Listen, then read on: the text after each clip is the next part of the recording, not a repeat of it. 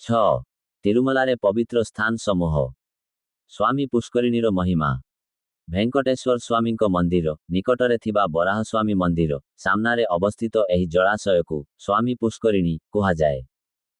स्वामी पुष्करिणी प्राय 1.5 एकर पर्यंत विस्तृत। वैकुंठ एकादशी दिन समस्त तीर्थ आसी एही पुष्करिणी रे मिसी जाती, तेणु एहाकु मुक्कुटी तीर्थ मध्य कुहाजाए। समस्त पुष्करिणी मानक मध्यरे एहा प्रमुख होइथिबा जोगु एही पुष्करिणी को स्वामी पुष्करिणी कुहाजाए। ब्रह्मांड पुराणरु सरस्वती देवी ब्रह्मांक पत्नी सरस्वती देवी समस्त नदी मानक मध्यरे सर्वोत्तम हेबाकु इच्छा करी सरस्वती नदी रूपे अवतीर्ण होइथिले। एकदा सरस्वती नदी तटरे पुलस्त्य मुनि तपस्या करुथिले। सरस्वती देवी तांको पूजा अर्पण कले नाही, कारण से तांकर पुत्र सदृश थुले। सरस्वती देवी को एही व्यवहार को अपमान बोली भावी पुलस्त्य मुनि सरस्वती देवी को अभिशाप देई कहिले, तुमर जेउ कामना थिला जे नदी रूपे अवतारित हेले तुमर गौरव बढ़िब, से कामना पूरण हेब नाही, कारण विष्णुंको पादरु जन्मिथिबा गंगा नदी अधिक गरिमा लाभ करिबो। ता परे सरस्वती देवी मध्य पुलस्त्य मुनि को अभिशाप देई कहिले, तुमे बिना कारणरे मोते शाप देइछ, तेणु आजिठारु तुम वंशरे समस्ते राक्षस हेबे। किंतु एहापरे पुलस्त्य मुनि निज त्रुटि बुझिपारी सरस्वती देवी को क्षमा प्रार्थना कले एवं शाप मुक्ति पाई विनती कले। सरस्वती देवी कहिले, तुम वंशरे विभीषण नामक एक विष्णुभक्त जन्म होई तुमर कीर्ति वृद्धि करिबो। ता परे सरस्वती देवी समस्त नदी मानक मध्यरे सर्वोत्तम नदी हेबा पाई नारायणंक तपस्या करिथिले। नारायण दर्शन देई कहिले, पुलस्त्य मुनिंक अभिशाप को मु दूर करिपारिबि नाही, किंतु तुम इच्छा को मध्य अस्वीकार करिपारिबि नाही। पुलस्त्यंक अभिशाप नदी माने पाइबे, किंतु तीर्थ माने नुहे। तेणु तुमे भेंकटाचलरे पुष्करिणी रूपे अवतरित हर। कलिजुगरे मु सेई पुष्करिणी तटरे भेंकटेश्वर स्वामी रूपे प्रकट हेबी। 33 कोटी 50 लक्ष तीर्थ मो दर्शन पाई आसी तुमठी स्नान करी तुमर स्तुति करिबे। एहीपरि तुमे समस्त तीर्थमानंक मध्यरे श्रेष्ठ तीर्थ भावे प्रसिद्धि लाभ करिबो। एभଳି नारायणंक आज्ञा अनुसारे सरस्वती देवी तीर्थ रूपे अवतरित हेले। सेई तीर्थकु स्वामी पुष्करिणी कुहाजाए। कश्यपंक कथा स्कंदपुराणरु पांडवंक वंशज परीक्षित महाराज धर्मपूर्वक राज्य पालन करुथिले। दिने से शिकार करिबा बेले एक हरिण पछरे धाउथिबा समयरे शमीक मुनिंक आश्रमरे पहुंचिले। महाराज परीक्षित शमीक मुनिंकु प्रणाम करी पचारिले, स्वामी एठाकु हरिण आसीथिला कि? शमीक मुनि ध्यानरे लीनुथिबारु किछि उत्तर देले नाही। क्षुधा और तृष्णारे क्लांत होई पड़िथिबा परीक्षित महाराज उत्तर न पाई निराश हेले एवं निकटरे पड़िथिबा एक मृत सर्पकु तांको बाणरे उठाई शमीक मुनिंक गळारे पिंधाई देई चालीगले। जेतेबेले शमीक मुनिंक पुत्र शृंगींकु एही घटना जन पड़िला, से परीक्षित महाराजंकु अभिशाप देले, 7 दिन मध्यरे तक्षक नामक सर्प दंशनरे तुमर मृत्यु हेबो। एही खबर सुनी धन्वंतरींक शिष्य कश्यप परीक्षित महाराजंकु रक्षा करिबाकु बाहारी पड़िले। तक्षक एहा जानी कश्यपंकु कहिले, परीक्षित महाराज जेउ धन देबे ताहा मु तुमकु देई देबी एवं धन देई तांकु फेराई देले। एहापरे तक्षक परीक्षित महाराजंकु दंशन करी तांकु मारी देले। परीक्षित महाराजंकु बंचाई न पारिबारु कश्यपंकु तांकर समस्त बंधु ब्राह्मण और मित्र माने दोषी मानिले। कश्यप एही दोषकु सही पारि नथिले एवं साकल्य मुनिंक निकटकु गले और समस्त घटना कहिले। तेणु साकल्य मुनि कहिले, तुम पाखरे महान कृष्ण भक्त और धर्मनिष्ठ परीक्षित महाराजंकु रक्षा करिबार क्षमता थिला, किंतु तुमे तांकु रक्षा करि नथिल। जने चिकित्सक रोगी को रक्षा करिबा उद्देश्य नै रोगीर मृत्यु पर्यंत चिकित्सा जारी रखिबा उचित। जदि धन क्रोध किंबा ईर्ष्या जोगु रोगीर चिकित्सा करे नाही, तेबे सेई चिकित्सकु ब्रह्महत्या सह समान पाप लागिबो। तुमे धन लोभरे तांकु रक्षा करिपारिल नाही, सेथिपाई तुमकु पाप लागिछि। कश्यप पचारिले, मो पापर प्रायश्चित्त किपरि हेबो? साकल्य मुनि उत्तर देले, सुवर्णमुखारी नदी तटरे अवस्थित भेंकटाचल पर्वतरे थिबा स्वामी पुष्करिणीरे स्नान करी बराह स्वामी और भेंकटेश्वर स्वामींकर दर्शन कले तुमर पाप नाश हेबो। कश्यप सेहीपरि कले और निज पापरु मुक्त होई गले। धर्मगुप्तंक कथा चंद्रवंशर राजा नंद तांको पुत्र धर्मगुप्तंकु राज्य अर्पण करी निजे तपस्या करिबा पाई बनकु चालीगले। दिने धर्मगुप्त शिकार करिबाकु बनकु गले। ଚାରିପଟେ ଅନ୍ଧାର ହୋଇଯିବାରୁ ସେ ଏକ ବୃକ୍ଷରେ ଚଢ଼ିଗଲେ। ସେଇ ବୃକ୍ଷ ଉପରେ ଏକ ଭାଲୁ ଥିଲା। ନିଜ ଜୀବନ ବଞ୍ଚାଇବା ପାଇଁ ଧର୍ମଗୁପ୍ତ ତଳକୁ ଓହ୍ଲାଉଥିବା ସମୟରେ ବୃକ୍ଷ ତଳେ ଏକ ସିଂହ ଆସିଗଲା। ଭୟଭୀତ ଧର୍ମଗୁପ୍ତଙ୍କୁ ଭାଲୁ କହିଲା, ଭୟ କର ନାହିଁ। ମୁଁ ତୁମକୁ ଖାଇବି ନାହିଁ, କିନ୍ତୁ ତୁମକୁ ରକ୍ଷା କରିବି। ସେ ଧର୍ମଗୁପ୍ତଙ୍କୁ ସାହସ ଦେଇ କହିଲା, ଅର୍ଦ୍ଧରାତ୍ରି ପର୍ଯ୍ୟନ୍ତ ତୁମେ ମୋ କୋଳରେ ଶୋଇପଡ଼, ତାପରେ ମୁଁ ତୁମ କୋଳରେ ଶୋଇପଡ଼ିବି। ଧର୍ମଗୁପ୍ତ ଏହାକୁ ସ୍ୱୀକାର କଲେ ଓ ନିଦ୍ରାରେ ଶୋଇପଡ଼ିଲେ। ଏହି ସମୟରେ ସିଂହ ଭାଲୁକୁ କହିଲା, ଏହି ରାଜା ଆମ ଦୁହିଁଙ୍କର ଶତ୍ରୁ। ତୁମେ ରାଜାକୁ ତଳକୁ ପକାଇ ଦିଅ, ମୁଁ ତାଙ୍କୁ ଖାଇ ଚାଲିଯିବି। ତେବେ ଭାଲୁ ସିଂହକୁ କହିଲା, ମିତ୍ର ସହିତ ବିଶ୍ୱାସଘାତ କଲେ ଯେଉଁ ପାପ ହୁଏ ତାହା 10,000 ଯଜ୍ଞ କରିଲେ ମଧ୍ୟ ପାପ ନାଶ ହୁଏନି। ସେଥିନିମନ୍ତେ ମୁଁ ରାଜାଙ୍କୁ ବିଶ୍ୱାସଘାତ କରିପାରିବି ନାହିଁ। କିଛି ସମୟ ପରେ ଧର୍ମଗୁପ୍ତଙ୍କର ନିଦ୍ରାଭଙ୍ଗ ହେଲା। ରାଜାଙ୍କ କୋଳରେ ଭାଲୁ ଶୋଇପଡ଼ିଲା। ଏବେ ସିଂହ ଧର୍ମଗୁପ୍ତଙ୍କୁ କହିଲା, ଯଦି ତୁମେ ଭାଲୁକୁ ତଳକୁ ଛାଡ଼ିଦେବ, ମୁଁ ତାକୁ ଖାଇ ଚାଲିଯିବି ଓ ତୁମକୁ ଛାଡ଼ିଦେବି। ଧର୍ମଗୁପ୍ତ ସିଂହର କଥା ମାନି ଭାଲୁକୁ ତଳକୁ ପକାଇଲେ, କିନ୍ତୁ ଭାଲୁ ଗଛର ଶାଖାକୁ ଧରି ନିଜ ପ୍ରାଣ ବଞ୍ଚାଇଲା ଓ କହିଲା, ହେ ରାଜନ, ମୁଁ ଭୃଗୁବଂଶର ଜନ୍ମା ଧ୍ୟାନନିଷ୍ଠ ନାମକ ବ୍ରାହ୍ମଣ। ନିଜ ଇଚ୍ଛା ଅନୁସାରେ ମୁଁ ଅନ୍ୟ ଜୀବର ରୂପ ଧାରଣ କରିଥିଲି। ତୁମେ ମୋ ସହିତ ବିଶ୍ୱାସଘାତ କରିଥିବାରୁ ମୁଁ ତୁମକୁ ଅଭିଶାପ ଦେଉଛି, ତୁମେ ପାଗଳ ହୋଇଯିବ। ତାପରେ ଭାଲୁ ସିଂହକୁ କହିଲା, ହେ ସିଂହ, ପୂର୍ବଜନ୍ମରେ ତୁମେ ଏକ ଯକ୍ଷ ଥିଲ। ଦିନେ ତୁମେ ତୁମର ପତ୍ନୀ ସହିତ ନଗ୍ନ ଭାବରେ ଭ୍ରମଣ କରୁଥିବା ଅବସ୍ଥାରେ ଗୌତମ ମୁନିଙ୍କ ଆଶ୍ରମରେ ପହଞ୍ଚିଥିଲ। ଗୌତମ ମୁନି ତୁମକୁ କହିଲେ, ତୁମେ ଯକ୍ଷ ତଥାପି ପଶୁ ସଦୃଶ ନଗ୍ନ ହୋଇ ବୁଲୁଛ, ତେଣୁ ତୁମେ ସିଂହ ହୁଅ। ଏହା କହି ସେ ଅଭିଶାପ ଦେଇଥିଲେ ଏବଂ ଅଭିଶାପ ଯୋଗୁଁ ତୁମେ ସିଂହ ହୋଇଗଲ। ଏହା ଶୁଣିବା ମାତ୍ରେ ସିଂହ ଅଭିଶାପରୁ ମୁକ୍ତ ହୋଇ ପୁନଃ ଯକ୍ଷ ରୂପ ଧାରଣ କଲା। ଯକ୍ଷ ଭାଲୁକୁ କହିଲା, ତୁମେ ସତ୍ୟ କହିଛ। ଯେତେବେଳେ ଗୌତମ ମୁନି ଅଭିଶାପ ଦେଇଥିଲେ, ମୁଁ ତାଙ୍କୁ ଅଭିଶାପ ବିମୋଚନର ଉପାୟ ପଚାରିଥିଲି। ମୁନି କହିଥିଲେ, ଯେତେବେଳେ କୌଣସି ଭାଲୁ ତୁମର ପୂର୍ବଜନ୍ମର କଥା ଶୁଣାଇବ, ତୁମର ଅଭିଶାପ ସମାପ୍ତ ହେବ। ଆଜି ତୁମର କୃପାରୁ ମୁଁ ଅଭିଶାପରୁ ମୁକ୍ତି ପାଇଛି। ଏହା କହି ଯକ୍ଷ ଭାଲୁକୁ ପ୍ରଣାମ କରି ନିଜ ଲୋକକୁ ପ୍ରସ୍ଥାନ କଲେ। ଧର୍ମଗୁପ୍ତ ପାଗଳ ହୋଇ ରାଜ୍ୟରେ ଘୁରୁଥିଲେ। ତାଙ୍କର ଏ ଅବସ୍ଥା ଦେଖି ମନ୍ତ୍ରୀମାନେ ଧର୍ମଗୁପ୍ତଙ୍କୁ ବନରୁ ନେଇ ପିତା ନନ୍ଦଙ୍କ ପାଖରେ ପହଞ୍ଚାଇଲେ। ସେମାନେ ନନ୍ଦଙ୍କୁ କହିଲେ, ଆପଣଙ୍କର ପୁତ୍ର ଧର୍ମଗୁପ୍ତ ପାଗଳ ହୋଇଯାଇଛି। ନନ୍ଦ ତାଙ୍କ ପୁତ୍ରକୁ ଜୈମିନୀ ମୁନିଙ୍କ ନିକଟକୁ ନେଇଗଲେ ଓ ତାଙ୍କୁ ଧର୍ମଗୁପ୍ତ ପାଗଳ ହେବାର କାରଣ ପଚାରିଲେ। ଜୈମିନୀ ମୁନି ସମ୍ପୂର୍ଣ୍ଣ ଘଟଣା ବୁଝାଇ କହିଲେ, ଧର୍ମଗୁପ୍ତ ଭାଲୁ ସଙ୍ଗରେ ବିଶ୍ୱାସଘାତ କରିଥିବାରୁ ସେ ଅଭିଶାପ ପାଇଛି। ନନ୍ଦ ମୁନିଙ୍କୁ ଏହି ପାପ ଓ ଅଭିଶାପ ମୋଚନର ଉପାୟ ପଚାରିଲେ। ଜୈମିନୀ ମୁନି କହିଲେ, ବିଷ୍ଣୁଙ୍କ ନିବାସ ଭେଙ୍କଟାଚଳ ପର୍ବତ ଉପରେ ଥିବା ସ୍ୱାମୀ ପୁଷ୍କରିଣୀ ତୀର୍ଥରେ ସ୍ନାନ କରିଲେ ସେ ପାପ ଓ ଅଭିଶାପ ଉଭୟରୁ ମୁକ୍ତି ପାଇବ।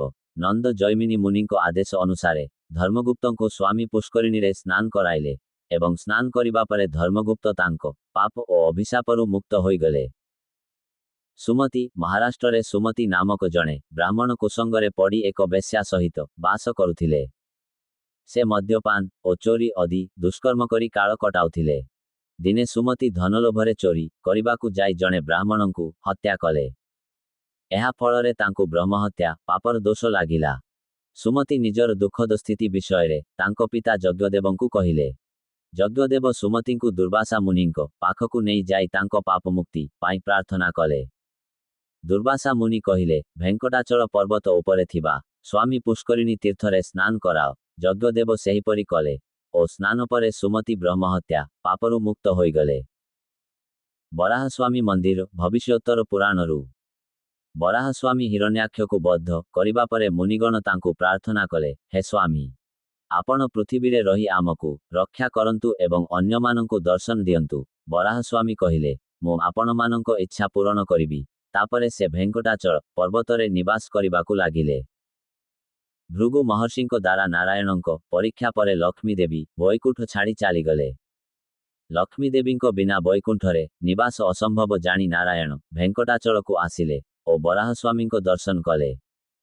ଭେଙ୍କଟାଚଳକୁ କାହିଁକି ଆସିଛନ୍ତି ବରାହସ୍ୱାମୀ ପଚାରିଲେ। ତାପରେ ନାରାୟଣ ସମସ୍ତ କଥା କହି ଶେଷରେ ଭେଙ୍କଟାଚଳରେ କଳିଯୁଗ ଶେଷ ପର୍ଯ୍ୟନ୍ତ ରହିବା ପାଇଁ ଅନୁମତି ଚାହିଁଲେ। ବରାହସ୍ୱାମୀ କହିଲେ, ଯଦି ଉପଯୁକ୍ତ ମୂଲ୍ୟ ଧନ ଦେବେ, ତେବେ ମୁଁ ଆପଣଙ୍କୁ ସ୍ଥାନ ଦେଇପାରିବି। ନାରାୟଣ ଉତ୍ତର ଦେଲେ, ବର୍ତ୍ତମାନ ମୋ ପାଖରେ ଲକ୍ଷ୍ମୀ ଦେବୀ ଧନ ନାହିଁ, ତେଣୁ ମୁଁ ଆପଣଙ୍କୁ ଧନ ଦେଇପାରିବି ନାହିଁ। किंतु आगामी कलिजुगरे जेउ भक्तमाने मोर दर्शन पाई आसिबे सेमाने प्रथमे आपणंक दर्शन करिबे। मो पूर्वरु प्रथमे आपणंकर पूजा अभिषेक नैवेद्य और आरती संपन्न करिबे। एही हेउछि मो पक्षरु आपणंकु देबा पाई धन। बराहस्वामी एही प्रस्ताव स्वीकार करि नारायणंकु 100 गज जमी प्रदान कले। सेथिपाई आजि पर्यंत भक्तमाने प्रथमे बराहस्वामींकु दर्शन करंती। बराहस्वामींकु भेंकटेश्वर स्वामींको पूर्वरु नैवेद्य पूजा और आरती संपन्न करा जाए।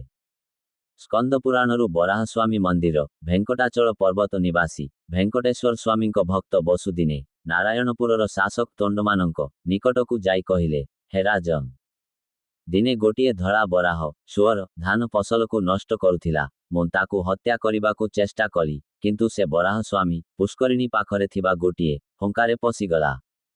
मु सेई हुंकाटीकु खनन करुथिली, हठात चेतना हराई अचेत होई पड़ीगली।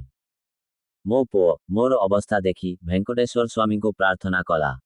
सेही समयरे से बराह मो देहरे प्रवेश करी मोर पुओकु एपरि कहिले, निषाद राज, तुमे तोंडमानंको पाखकु जाओ ओ एही वार्ता दियो, हे राजन, जदि तुमे सेई हुंकाकु कड़ा गाई दुग्धरे अभिषेक करिबो सेठारु गोटिए सुंदर शिला प्रकट हेबो। सेही शिला द्वारा मोर एक विग्रह तैयारी करो। एही मूर्तिरे बराह मुहं हेबो, मोर बाम जानु उपरे भूदेवी बसिथिबे एवं मु दंडायमान अवस्थारे रहिबी। जेतेबेले मोर चेतना फेरिला, मो पुत्र मोते बराह स्वामी कहिथिबा समस्त कथा कहिला। तोंडमान बसुकु कहिले, तुम कहिबा अनुजाई मु सबु किछि करिबी। से मंत्रींकु आदेश देले, आमर कला गायमानंकु भेंकटाचल पर्वतकु नहीं जाओ। ता परे तोंडमान एही घटना अंतःपुरर निज राणीमानंकु कहि शयन कले। सेही रातिरे तोंडमानंकु स्वप्नरे देखागला जे तांकर अंतःपुररु स्वामी पुष्करिणी पर्यंत एक सुडंग पथ रहिछि। सकाळे उठी से देखिथिले वास्तवरे सेही सुडंग पथटी रहिछि। तोंडमान एही सुडंग पथ माध्यमरे स्वामी पुष्करिणीरे पहुंचिले एवं बराह स्वामींको आदेश अनुजाई कला गाईंको दुग्धरे हुंकार अभिषेक कले। अभिषेक परे गोटिए सुंदर कलापथर प्रकट हेला। सेही पथररे भूदेवींको सहित बराह स्वामींको मूर्ति तैयारी करागला एवं मंदिर निर्माण करी विग्रह प्रतिष्ठा करागला। भेंकटेश्वर स्वामींको मंदिरर प्रधान महंत प्रयागदास एही जीर्ण शीर्ण होइथिबा बराह स्वामी मंदिर को 1910 करे पुनर्निर्माण करिथिले। वर्तमान सेही बराह स्वामी मंदिररे मूल विग्रह भूदेवींको सहित बराह स्वामींको अर्चा विग्रह भेंकटेश्वर स्वामींको अर्चा विग्रह और शालग्राम प्रतिष्ठित। श्री भेंकटेश्वर स्वामी मंदिर भविष्योत्तर पुराणरू भेंकटेश्वर स्वामी पद्मावती देवींको सह विवाह करी किछि दिन अगस्त्य मुनिंको आश्रमरे बास कले। दिने तोंडमान भेंकटेश्वर स्वामींको पाखकु आसी प्रणाम कले। भेंकटेश्वर स्वामी तोंडमानंकु आलिंगन करी तांको आगमनर कारण पचारिले। तोंडमान कहिले, स्वामी, आपणंको दर्शन ठारू मो पाई कौनसी जिनिष अधिक महत्वपूर्ण नुहे। हे भेंकटेश्वर स्वामी, आपण जोगीमानंकर अधिपति, आपण ही सृष्टिकर्ता, ब्रह्मांको नियोजक एवं लक्ष्मी देवींको सह विहार करुथिबा ठाकुर। से स्वामींकर विविध प्रकार रे स्तुति और प्रार्थना कले। मु आपणंको सेवा करी मो जीवन सार्थक करिबाकु चाहुंची। भेंकटेश्वर स्वामी कहिले, हे राजा, मु भेंकटाचल पर्वत उपरे निवास करिबा निमंते एक अद्भुत मंदिरर इच्छा करुछि। एही मंदिररे 3टी प्राकार परिक्रमा मार्ग, 2टी गोपुरम, 7टी द्वार, माला गुंथन गृह, रंधन गृह, याज्ञशाला, वस्त्र गृह, तैल गृह, भोजन कक्ष और आभूषण गृह भली अनेक कक्ष सहित एक भव्य मंदिर निर्माण कर। मंदिर निर्माण समय भेंकटेश्वर स्वामी तोंडमानंकु कहिथिले, मंदिर निर्माण स्थल रे थिबा तेंतुली वृक्ष मोर निवास स्थान एवं चंपक वृक्ष लक्ष्मी देवींको निवास स्थान। तेणु एही वृक्षमानकु केबे हटाइब नाही। मुनिगण सहित तुमे एही वृक्षमानंकर भक्ति सह पूजा कर। राजा तोंडमान भेंकटेश्वर स्वामींको आज्ञा अनुजाई मंदिर निर्माण कले। से श्रीनिवास मंगापुरमरु पाहच सियढ़ी मध्य निर्माण करी स्वामींकु अर्पण कले। एक शुभ मुहूर्तरे भेंकटेश्वर स्वामी देवतामानंको सहित मंदिरकु प्रवेश करी पद्मावतींकु निज बक्षरे धारण कले। बामहस्त कटिरे रखिले और डाहाण हस्तरे तांको चरण आश्रय स्वीकार करिबाकु संकेत कले एवं अर्चामूर्ति हेई गले। गोला मंडप एकदा रामानुजाचार्य 1 वर्ष पर्यंत कपिल तीर्थरे थिबा नम्मालबार मंदिररे रहिथिले एवं तिरुमल नंबींको ठारू 18 थर रामायण श्रवण करिथिले। ସେହି ସମୟରେ ତୋଣ୍ଡଉରୁକୋଣ୍ଡି ନାମକ ଏକ ମହିଳା ଭକ୍ତ ରାମାନୁଜାଚାର୍ଯ୍ୟଙ୍କୁ ପ୍ରତିଦିନ ଗୋଦୁଗ୍ଧ ଦେଉଥିଲେ। ରାମାନୁଜାଚାର୍ଯ୍ୟ ଶ୍ରୀରଙ୍ଗକୁ ଫେରିବା ସମୟରେ ତାଙ୍କ ସେବା ପାଇଁ ପ୍ରତିଫଳ ଭାବେ କିଛି ଧନ ଦେଇଥିଲେ। ତୋଣ୍ଡଉରୁକୋଣ୍ଡି ରାମାନୁଜାଚାର୍ଯ୍ୟଙ୍କୁ କହିଲେ, ସ୍ୱାମୀ, ମୋର ଧନର ଆବଶ୍ୟକ ନାହିଁ, କୃପାପୂର୍ବକ ମୋତେ ମୁକ୍ତି ପ୍ରଦାନ କରନ୍ତୁ। ରାମାନୁଜାଚାର୍ଯ୍ୟ ଉତ୍ତର ଦେଲେ, ମୁକ୍ତି ପ୍ରଦାନ କରିବା ଶକ୍ତି ଏକମାତ୍ର ଭେଙ୍କଟେଶ୍ୱର ସ୍ୱାମୀଙ୍କର ରହିଛି, ତେଣୁ ତୁମେ ସ୍ୱାମୀଙ୍କୁ ପ୍ରାର୍ଥନା କର। ତୋଣ୍ଡଉରୁକୋଣ୍ଡି ରାମାନୁଜାଚାର୍ଯ୍ୟଙ୍କୁ କହିଲେ, ସ୍ୱାମୀ, ଭେଙ୍କଟେଶ୍ୱର ସ୍ୱାମୀଙ୍କୁ ମୋର ପ୍ରାର୍ଥନା ସ୍ୱୀକାର କରିବେ କି ନାହିଁ ତାହା ମୋତେ ଜଣା ନାହିଁ। ସେଥିପାଇଁ କୃପା କରି ମୋ ପାଇଁ ସ୍ୱାମୀଙ୍କୁ ଏକ ପତ୍ର ଲେଖିଦିଅନ୍ତୁ। ରାମାନୁଜାଚାର୍ଯ୍ୟ ତାଙ୍କ ଭକ୍ତିରେ ପ୍ରଭାବିତ ହୋଇ ଭେଙ୍କଟେଶ୍ୱର ସ୍ୱାମୀଙ୍କୁ ପତ୍ର ଲେଖିଲେ, ହେ ଭେଙ୍କଟେଶ୍ୱର ସ୍ୱାମୀ, ଏହି ଭକ୍ତ ପ୍ରତିଦିନ ଦୁଗ୍ଧ ଦେଇ ମୋର ସେବା କରିଥିଲେ। ପ୍ରତିଦାନରେ ସେ ମୁକ୍ତି କାମନା କରୁଛନ୍ତି। କୃପାପୂର୍ବକ ତାଙ୍କୁ ମୋକ୍ଷ ପ୍ରଦାନ କରନ୍ତୁ। ଏହି ପତ୍ର ସେ ତୋଣ୍ଡଉରୁକୋଣ୍ଡିଙ୍କୁ ଦେଇଥିଲେ। ତୋଣ୍ଡଉରୁକୋଣ୍ଡି ତିରୁମଲାକୁ ଯାଇ ସ୍ୱାମୀ ପୁଷ୍କରିଣୀରେ ସ୍ନାନ କରି ଭେଙ୍କଟେଶ୍ୱର ସ୍ୱାମୀଙ୍କୁ ଦର୍ଶନ କଲେ। ତା ପରେ ରାମାନୁଜାଚାର୍ଯ୍ୟଙ୍କ ଲିଖିତ ପତ୍ର ସ୍ୱାମୀଙ୍କ ପାଦରେ ରଖି ମନ୍ଦିରରୁ ବାହାରକୁ ଆସିଲେ। ଏହାପରେ କାଠରେ ତିଆରି ହୋଇଥିବା ଚିତାରେ ଅଗ୍ନି ପ୍ରବେଶ କରି ତାଙ୍କ ଶରୀରକୁ ତ୍ୟାଗ କଲେ। ତୋଣ୍ଡଉରୁକୋଣ୍ଡିଙ୍କର ଭକ୍ତି ଓ ସମର୍ପଣରେ ପ୍ରସନ୍ନ ହୋଇ ଭେଙ୍କଟେଶ୍ୱର ସ୍ୱାମୀ ପୁଷ୍ପକ ବିମାନରେ ତାଙ୍କୁ ବୈକୁଣ୍ଠକୁ ନେଇଗଲେ। ଯେଉଁ ସ୍ଥାନରେ ତୋଣ୍ଡଉରୁକୋଣ୍ଡି ଶରୀର ତ୍ୟାଗ କରିଥିଲେ ସେଠାରେ ଏକ ମଣ୍ଡପ ନିର୍ମାଣ କରାଗଲା, ଯାହାକୁ ଗୋଲା ମଣ୍ଡପ ବୋଲି କୁହାଯାଏ। ଏହି ମଣ୍ଡପ ପ୍ରଥମ ଗୋପୁରମର ସମ୍ମୁଖରେ ଅବସ୍ଥିତ। ତିରୁମଲ ନମ୍ବି ମନ୍ଦିର ଆବାସ। ଶ୍ରୀ ବୈଷ୍ଣବ ଆଚାର୍ଯ୍ୟମାନଙ୍କ ପରମ୍ପରାରେ ଜଣେ ପ୍ରମୁଖ ସନ୍ଥ ଯାମୁନାଚାର୍ଯ୍ୟ ଭେଙ୍କଟେଶ୍ୱର ସ୍ୱାମୀଙ୍କ ସେବା ପାଇଁ ତାଙ୍କ ଶିଷ୍ୟ ତିରୁମଲ ନମ୍ବିଙ୍କୁ ତିରୁମଲା ପଠାଇଥିଲେ। ତିରୁମଲ ନମ୍ବି ଗୁରୁଦେବଙ୍କ ଆଦେଶ ଅନୁସାରେ ତିରୁମଲା ଆଗମନ କରି ଭେଙ୍କଟେଶ୍ୱର ସ୍ୱାମୀଙ୍କୁ ଆଜୀବନ ସେବା କରିଥିଲେ। ନିଜର ଅନ୍ତିମ ସମୟରେ ସେ ଭେଙ୍କଟେଶ୍ୱର ସ୍ୱାମୀଙ୍କୁ ପ୍ରାର୍ଥନା କରିଥିଲେ, ହେ ସ୍ୱାମୀ, ମୁଁ ମୋର ଗୁରୁ ଯାମୁନାଚାର୍ଯ୍ୟଙ୍କ ଆଦେଶ ଅନୁସାରେ ଆପଣଙ୍କର ସେବା କରିଛି। ବର୍ତ୍ତମାନ ମୁଁ ଏ ଶରୀର ତ୍ୟାଗ କରିବାକୁ ଯାଉଛି। ଯଦି ମୁଁ ଆପଣଙ୍କ ସେବାରେ କୌଣସି ତ୍ରୁଟି କରିଥାଏ, କୃପାପୂର୍ବକ ମୋତେ କ୍ଷମା କରନ୍ତୁ। ତିରୁମଲ ନମ୍ବି ସେଠାରେ ଉପସ୍ଥିତ ଭକ୍ତମାନଙ୍କୁ ମଧ୍ୟ କହିଲେ, ଯଦି ମୁଁ ମୋ ଜୀବନରେ ଆପଣମାନଙ୍କ ପ୍ରତି କୌଣସି ଅନ୍ୟାୟ କିମ୍ବା ଅପରାଧ କରିଥିଲେ, କୃପାପୂର୍ବକ ମୋତେ କ୍ଷମା କରନ୍ତୁ। ଏହିପରି ପ୍ରାର୍ଥନା କରି ସେ ଶରୀର ତ୍ୟାଗ କରିଥିଲେ। ଭକ୍ତମାନେ ତିରୁମଲ ନମ୍ବିଙ୍କ ସ୍ମୃତିରେ ଭେଙ୍କଟେଶ୍ୱର ସ୍ୱାମୀଙ୍କ ମନ୍ଦିରର ଡାହାଣ ପାର୍ଶ୍ୱରେ ତାଙ୍କ ନିବାସ ସ୍ଥାନରେ ତିରୁମଲ ନମ୍ବିଙ୍କ ମୂର୍ତ୍ତି ପ୍ରତିଷ୍ଠା କରିଥିଲେ। ଏହାକୁ ତିରୁମଲ ନମ୍ବି ମନ୍ଦିର ବୋଲି କୁହାଯାଏ। ଶ୍ରୀ ଅନନ୍ତାଚାର୍ଯ୍ୟ ବୃନ୍ଦାବନ ସମାଧି। ଏକଦା ରାମାନୁଜାଚାର୍ଯ୍ୟ ତାଙ୍କ ଶିଷ୍ୟମାନଙ୍କୁ କହିଲେ, ଭେଙ୍କଟେଶ୍ୱର ସ୍ୱାମୀଙ୍କର ପୁଷ୍ପ ଅତି ପ୍ରିୟ। ଏହା ନମ୍ମାଲବାର ଏକ କୀର୍ତ୍ତନରେ ଲେଖିଛନ୍ତି। ତୁମମାନଙ୍କ ମଧ୍ୟରୁ କେହି ତିରୁମଲା ଯାଇ ସ୍ୱାମୀଙ୍କୁ ପୁଷ୍ପ ସେବା କରିପାରିବେ? ଏହା ଶୁଣି ଶ୍ରୀ ଅନନ୍ତାଚାର୍ଯ୍ୟ ଉତ୍ତର ଦେଲେ, ଗୁରୁଦେବ, ମୁଁ ତିରୁମଲା ଯାଇ ଭେଙ୍କଟେଶ୍ୱର ସ୍ୱାମୀଙ୍କ ପୁଷ୍ପ ସେବା କରିବି। ରାମାନୁଜାଚାର୍ଯ୍ୟ ଅତି ପ୍ରସନ୍ନ ହୋଇ ତାଙ୍କୁ ଅନୁମତି ପ୍ରଦାନ କଲେ। ଶ୍ରୀ ଅନନ୍ତାଚାର୍ଯ୍ୟ ତିରୁମଲାକୁ ଆସି ଭେଙ୍କଟେଶ୍ୱର ସ୍ୱାମୀଙ୍କ ମନ୍ଦିର ପଛରେ ଏକ କୁଟୀର ନିର୍ମାଣ କରି ନିବାସ କରିଥିଲେ। ସେଠାରେ ଏକ କୂଅ ଖୋଳିଲେ ଏବଂ ତୁଳସୀ ଓ ପୁଷ୍ପ ବଗିଚା କଲେ। ଆଜୀବନ ସେ ସ୍ୱାମୀଙ୍କୁ ପୁଷ୍ପ ଓ ତୁଳସୀ ଦଳ ଅର୍ପଣ କରି ସେବା କରିଥିଲେ। ସେହି ସ୍ଥାନରେ ତାଙ୍କ ସମାଧି ରହିଛି, ଯାହାକୁ ଶ୍ରୀ ଅନନ୍ତାଚାର୍ଯ୍ୟ ବୃନ୍ଦାବନ ବୋଲି କୁହାଯାଏ। ତରିଗୋଣ୍ଡ ଭେଙ୍ଗମାମ୍ବା ବୃନ୍ଦାବନ ସମାଧି।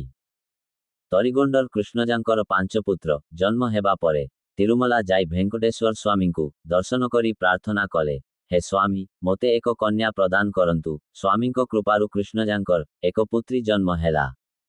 ଭେଙ୍କଟେଶ୍ୱର ସ୍ୱାମୀଙ୍କ କୃପାରୁ ଜାତ ହେବାରୁ ଏହି କନ୍ୟାର ଭେଙ୍କମ୍ମା ନାମ ରଖାଗଲା। ଏହି ଭେଙ୍କମ୍ମା ଅଗକୁ ଭେଙ୍ଗମାମ୍ବା ନାମରେ ପ୍ରସିଦ୍ଧ ହେଲେ। ଭେଙ୍ଗମାମ୍ବାଙ୍କ ବିବାହ ହେବାର କିଛି ଦିନ ମଧ୍ୟରେ ତାଙ୍କ ସ୍ୱାମୀଙ୍କ ମୃତ୍ୟୁ ହେଲା। ତେବେ ସେ ତିରୁମଲାକୁ ଆସିଲେ ଓ ଭେଙ୍କଟେଶ୍ୱର ସ୍ୱାମୀଙ୍କ ସେବାରେ ଜୀବନ ସମର୍ପଣ କଲେ। ସେ ସ୍ୱାମୀଙ୍କ ପାଇଁ ପୁଷ୍ପମାଳା ଓ ତୁଳସୀମାଳା ପ୍ରସ୍ତୁତ କରିବାକୁ ସଂକଳ୍ପ ନେଲେ ଏବଂ ସେଥିନିମନ୍ତେ ବଗିଚା ଲଗାଇବା ପାଇଁ ଏକ କୂଅ ଖୋଳିବାକୁ ଆରମ୍ଭ କଲେ। କୂଅ ଖୋଳିବା ସମୟରେ ଏକ ବଡ଼ ପଥର ଶିଳା ଅବରୋଧ ହୋଇଗଲା। ଭେଙ୍ଗମାମ୍ବା ଅବରୋଧ ହୋଇଥିବା ପଥର ଶିଳାକୁ ପୂଜା କରି ଗଙ୍ଗାଦେବୀଙ୍କୁ ପ୍ରାର୍ଥନା କଲେ। ତାଙ୍କର ପ୍ରାର୍ଥନାରେ ସେହି ପଥର 2 ଭାଗରେ ଭାଙ୍ଗିଗଲା ଏବଂ ସେଠାରୁ ଜଳ ଉପରକୁ ଆସିଲା। ସେହି କୂଅର ଜଳରେ ସେ ବଗିଚାରେ ଜଳସିଞ୍ଚନ କଲେ ଏବଂ ପ୍ରତିଦିନ ସ୍ୱାମୀଙ୍କ ପାଇଁ ପୁଷ୍ପମାଳା ଓ ତୁଳସୀମାଳା ପ୍ରସ୍ତୁତ କରି ଅର୍ପଣ କରୁଥିଲେ। ତିରୁମଲା ତିରୁପତି ଦେବସ୍ଥାନମର ସେବା ଭବନ ସମ୍ମୁଖରେ ଏହି କୂଅ ଆଜି ମଧ୍ୟ ଦେଖିପାରିବେ। ଜୀବନର ଅନ୍ତିମ ଚରଣରେ ୱେଙ୍ଗମାମ୍ବା ବରାହସ୍ୱାମୀ ମନ୍ଦିର ପାଖରେ ଥିବା ତୁଳସୀ ବଗିଚାରେ ଏକ ସମାଧି ନିର୍ମାଣ କଲେ ଏବଂ ସେହି ସମାଧିରେ ପ୍ରବେଶ କରି ଶରୀର ତ୍ୟାଗ କଲେ। ତାଙ୍କର ସମାଧି ଅଦ୍ୟାବଧି ସେହି ସ୍ଥାନରେ ଅବସ୍ଥିତ ଏବଂ ଭକ୍ତମାନେ ଶ୍ରଦ୍ଧା ସହିତ ସେଠାକୁ ଦର୍ଶନ କରିବାକୁ ଯାଆନ୍ତି। ହାଥୀରାମ ବାବାଜୀ ବୃନ୍ଦାବନ ସମାଧି। ହାଥୀରାମ ବାବାଜୀ ତାଙ୍କ ଗୁରୁଙ୍କ ଅନୁମତି ନେଇ ତୀର୍ଥଯାତ୍ରା କରି ତିରୁମଲାକୁ ଆସିଥିଲେ। ହାଥୀରାମ ବାବାଜୀଙ୍କର ଆଧ୍ୟାତ୍ମିକ ଖ୍ୟାତି ଯୋଗୁଁ ତାଙ୍କର ଦର୍ଶନ କରିବା ପାଇଁ ହଜାର ହଜାର ଭକ୍ତ ଆସୁଥିଲେ।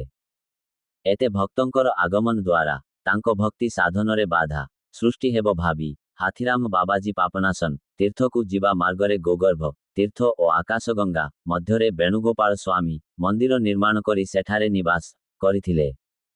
ବେଣୁଗୋପାଳ ସ୍ୱାମୀଙ୍କ ସେବା କରି ଦୀପାବଳି ପୂର୍ବଦିନ ସେ ଜୀବନ୍ତ ସମାଧିରେ ପ୍ରବେଶ କରିଥିଲେ। ତାଙ୍କର ସମାଧି ନିକଟରେ ଏକ ବିଶେଷ ରାଇ ଗଛ ରହିଛି, ଯାହାର ପତ୍ର ସେ ଭୋଜନ ରୂପେ ଗ୍ରହଣ କରୁଥିଲେ। ଆଜି ପର୍ଯ୍ୟନ୍ତ ସେହି ଗଛ ସେଠାରେ ରହିଛି। ଆକାଶଗଙ୍ଗା ତୀର୍ଥ ମାହାତ୍ମ୍ୟ।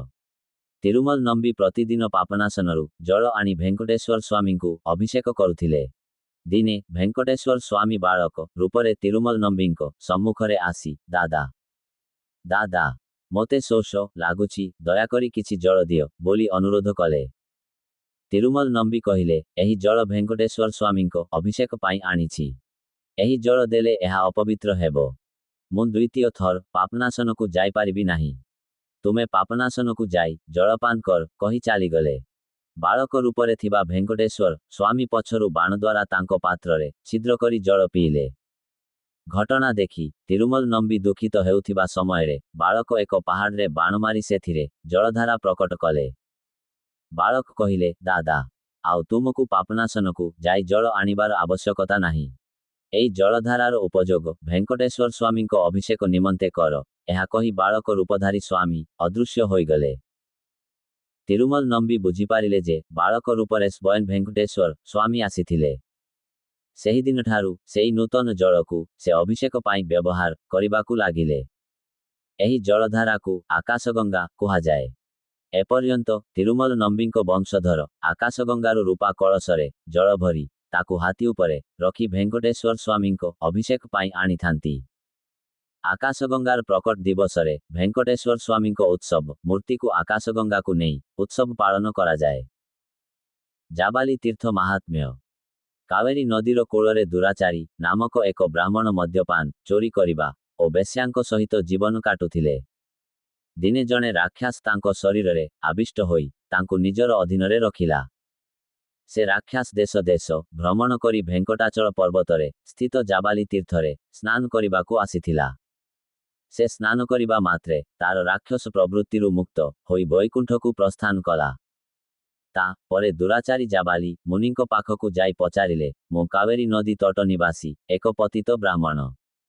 ମୁଁ କିପରି ଏଠାକୁ ଆସିଛି? ଜାବାଲି ମୁନି କହିଲେ, ତୁମକୁ ଏକ ରାକ୍ଷସ ଆବିଷ୍ଟ କରି ଦେଶ ଦେଶ ଘୁରାଇ ଭେଙ୍କଟାଚଳ ପର୍ବତକୁ ଆଣିଥିଲା।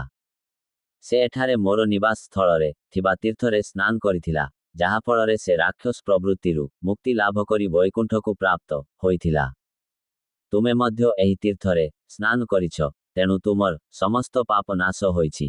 ଏହାପରେ ଦୁରାଚାରୀ ସେଠାରେ ଆଜୀବନ ରହି ଜାବାଲି ତୀର୍ଥରେ ସ୍ନାନ କରି ଭେଙ୍କଟେଶ୍ୱର ସ୍ୱାମୀଙ୍କୁ ଭକ୍ତିଭାବରେ ସେବା କରି ବୈକୁଣ୍ଠକୁ ଗଲେ। ପାପନାସନ ତୀର୍ଥ ମାହାତ୍ମ୍ୟ। ଭଦ୍ରମତୀ ନାମକ ଏକ ବ୍ରାହ୍ମଣଙ୍କର 6 ଜଣ ସ୍ତ୍ରୀ ଓ 200 ସନ୍ତାନ ଥିଲେ, କିନ୍ତୁ ସେ ନିର୍ଦ୍ଧନ ହେବା ଯୋଗୁଁ ସେମାନେ ସମସ୍ତେ ଉପବାସ କରୁଥିଲେ।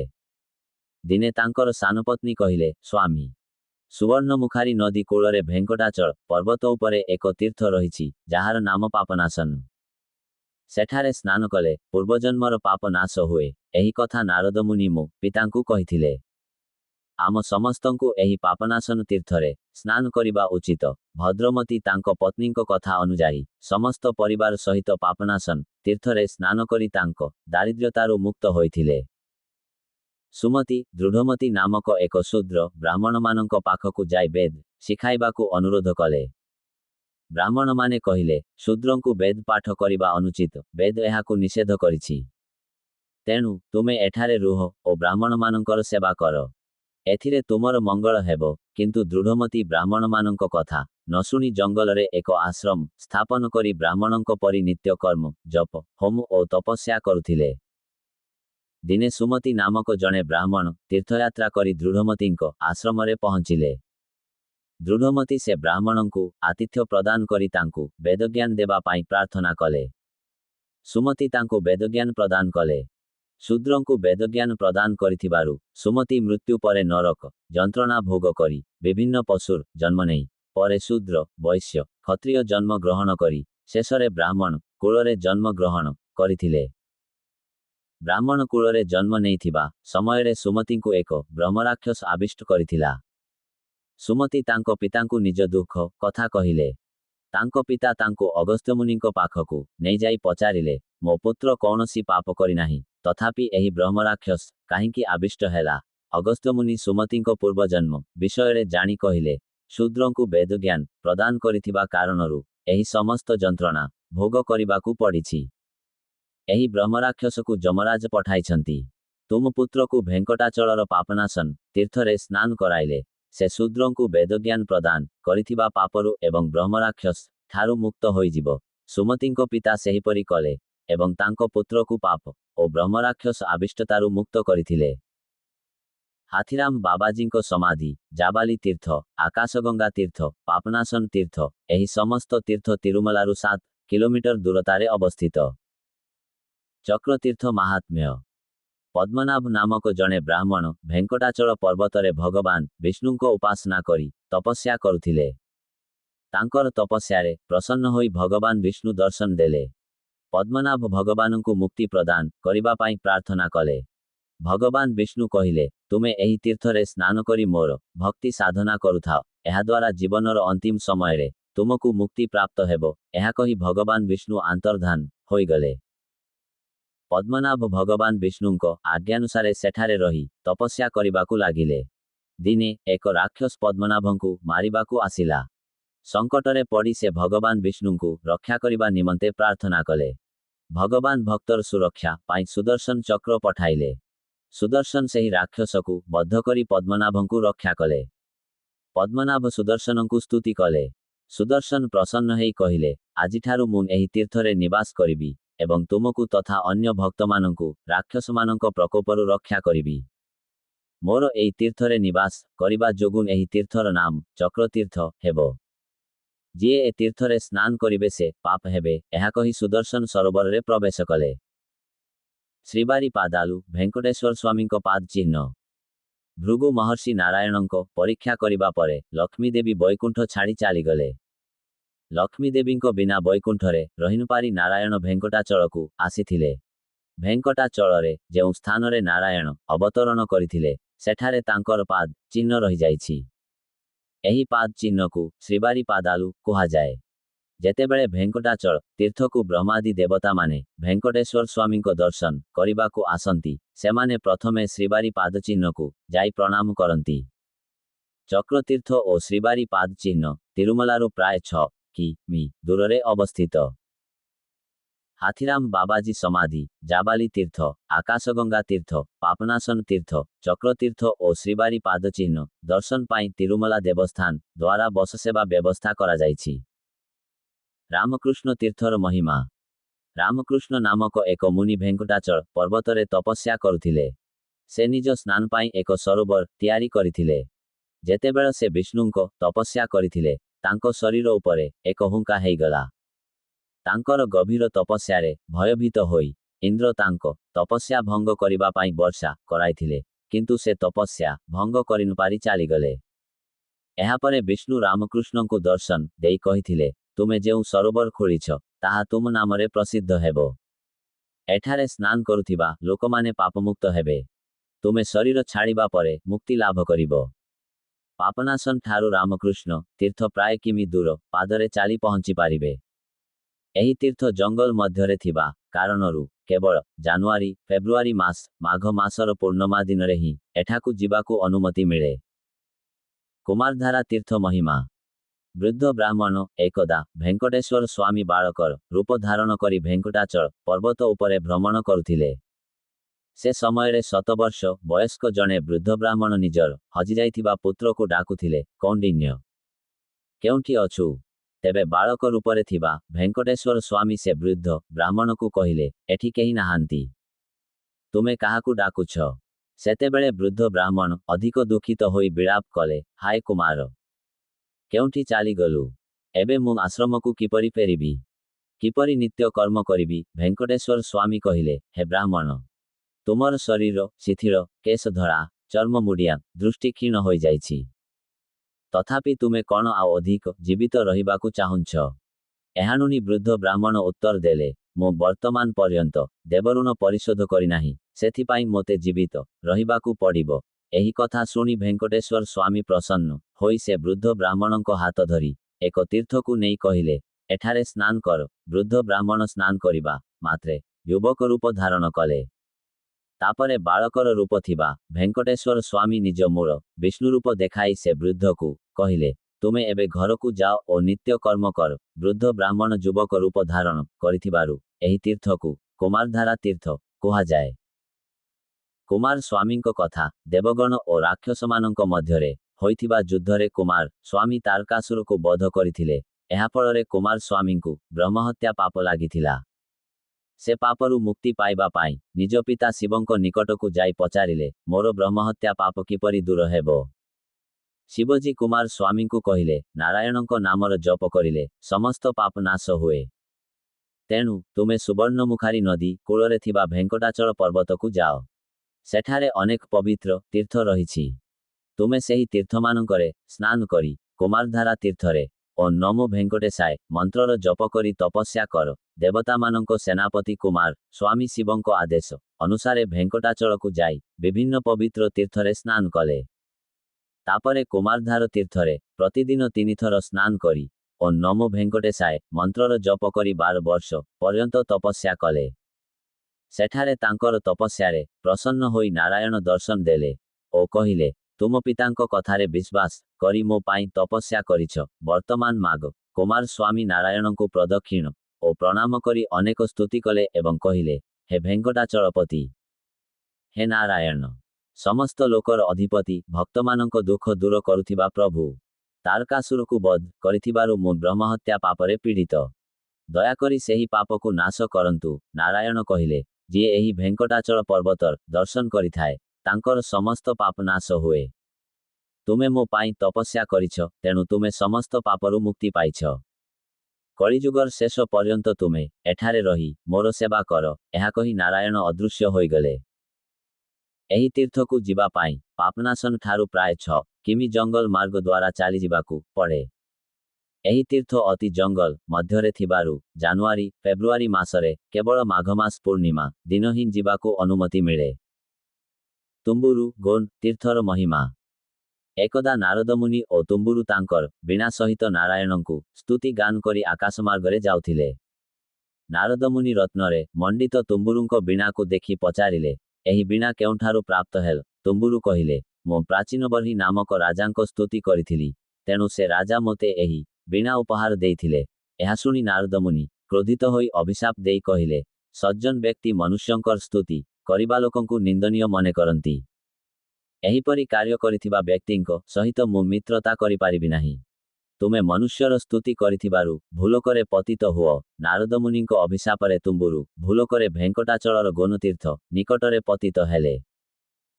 सेठारे तुम्बुरु तांको लोककु जिबाकु असमर्थ होई गोनतीर्थरे स्नान करी नारायणंकु तपस्या करिबाकु लागिले। तांकर तपस्यारे नारायण प्रसन्न होई तुम्बुरुंकु दर्शन देई कहिले, वर मागो। तुम्बुरु कहिले, मोते नारदमुनिंको सापरु मुक्ति मिलु ओ एही गोनतीर्थ मो नामरे प्रसिद्ध हेउ। नारायण कहिले, तुमर इच्छा पूरण हेबो। एहीपरि कही से अंतर्धान हेले। सेही दिनठारु गोनतीर्थकु तुम्बुरु तीर्थ बोली कुहा जाए। तुम्बुरु तीर्थकु पापनाशन ठारु किमी रास्ता पादरे चाली पहुंचीबाकु पड़े। एहा जंगल मध्यरे अवस्थित थिबारु केवल माघ मासर पूर्णिमा दिनरे जिबाकु अनुमति मिले। पांडव तीर्थर महिमा। वनवास समयरे पांडव माने श्रीकृष्णंको इच्छारे 1 वर्ष पर्यंत भेंकटाचलरे निवास करिथिले। पांडव स्नान करिथिबा जलाशयकु पांडव तीर्थ बोली कुहा जाए। ପାଣ୍ଡବ ତୀର୍ଥ ଭେଙ୍କଟେଶ୍ୱର ସ୍ୱାମୀଙ୍କ ମନ୍ଦିରଠାରୁ 2 କି.ମି. ଦୂରରେ ଅବସ୍ଥିତ ଏବଂ ସେଠାକୁ ଯିବା ପାଇଁ ସଡ଼କ ସୁବିଧା ରହିଛି। ତିରୁମଲାରେ ଉପରେ ଉଲ୍ଲେଖିତ ତୀର୍ଥଗୁଡ଼ିକ ବ୍ୟତୀତ ଆହୁରି ଅନେକ ମହତ୍ତ୍ୱପୂର୍ଣ୍ଣ ଓ ପବିତ୍ର ତୀର୍ଥ ରହିଛି। ସେଗୁଡ଼ିକର ନାମ ନିମ୍ନରେ ଦିଆଯାଇଅଛି। ଇଷ୍ଟସିଦ୍ଧି, କର୍ମସିଦ୍ଧି, ବାଟ, ଔଦୁମ୍ବର, ଗରୁଡ଼, ଗନ୍ଧର୍ବ, କୁବ୍ଜ, ଦଶପ୍ରାଚେତସ, ଶେଷ, ବାସୁକୀ, ଦେବ, ବିଷ୍ଣୁବର୍ଦ୍ଧନ, କର୍ମକାଣ୍ଡ, କୃଷ୍ଣ, ଋଣ ବିମୋଚନ, ପର୍ଜନ୍ୟ, ମେଘ, ସଂକର୍ଷଣ, ବାସୁଦେବ, ନାରାୟଣ, ଯକ୍ଷ, କାଳ, ଗୋମୁଖ, ପ୍ରଦ୍ୟୁମ୍ନ, ଅନିରୁଦ୍ଧ, ପିତୃ, ଆର୍ଷେୟ, ବୈଶ୍ୱଦେବ, ଅସ୍ଥି, ଆଞ୍ଜନେୟ, ଶୁଦ୍ଧୋଦକ, ଅଷ୍ଟଭୈରବ, ବିଲ୍ବ, ବିଷ୍ଣୁ, ସର୍ବ, ସାରଭ, ମେହ, ବ୍ରହ୍ମା, ଇନ୍ଦ୍ର, ଫଲଗୁନି, ଭରଦ୍ୱାଜ, ଆକାଶଗଙ୍ଗା, ବରୁଣ, ସାରସ୍ୱତ, କୁମାରିକା, ଶକ୍ର, ଅଙ୍ଗ, ଋଷ୍ୟଶୃଙ୍ଗ, ଅଷ୍ଟାଦଶ, ଦଶାବତାର, ହଳାଯୁଧ, ସପ୍ତର୍ଷି, ଗଜକୋଣ, ବିଶ୍ୱକସେନ, ବାୟୁ, ଶିଳାତୋରଣ, ବଜ୍ର, ପଞ୍ଚାଯୁଦ୍ଧ, ନରସିଂହ, କଶ୍ୟପ, ମନ୍ମଥ, ବ୍ରହ୍ମା, ଅଗ୍ନି, ଗୌତମ, ଭାର୍ଗବ, ଭୈରବ, ଦେବଳ, ବିଶ୍ୱାମିତ୍ର, ଦୂରାରୋହଣ, ଅଷ୍ଟାବକ୍ର ଓ କ୍ଷେତ୍ରପାଳଶିଳା ସଦୃଶ ଅନେକ ପବିତ୍ର ତୀର୍ଥଗୁଡ଼ିକ ଅଛନ୍ତି। 7.